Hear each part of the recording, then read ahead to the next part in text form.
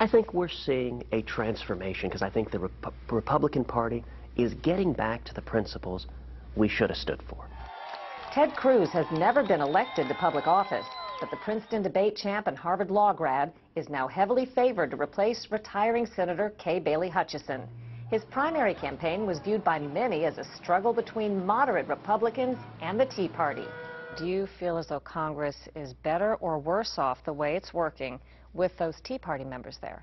I think it is much, much better off, but I think it is a transition that's only halfway complete. 2010 was the first step. Right now, they can't do anything. As long as Harry Reid and the Democrats control the U.S. Senate, very little is going to get accomplished. Cruz pulled off a come-from-behind upset, defeating Texas Lieutenant Governor David Dewhurst. By most any standard, Dewhurst is considered a very conservative Republican, tough on taxes and social issues, and was endorsed by Texas Governor Rick Perry. Cruz spent months tacking even further to the right, chatting up prayer groups, party meetings, tapping into frustrations about Washington spending. I will never support new taxes. Period. The end. A lot of Republicans would say they think things have gotten worse with the Tea Party members there, that that's really put a stop or a halt to a lot of things. Well, I think there are a lot of things that needed to stop, that needed to halt. Our $16 trillion debt was a bipartisan problem. A whole lot of Republicans went arm in arm with the Democrats in agreeing to that spending.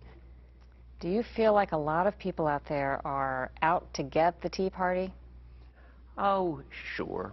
Look, everyone who has a vested interest in the status quo, in business as usual, in spending and spending and spending, wants to stop anyone who wants to stop that gravy train. But I think the American people are looking for leaders that aren't going to Washington to suddenly be popular at the cocktail parties. They're looking for leaders to go to Washington and to be public servants. Cruz thinks there's a chance a half dozen other constitutional conservatives will get elected to the Senate right along with him. And Scott, he plans to spend the next 90 days helping them. Cheryl,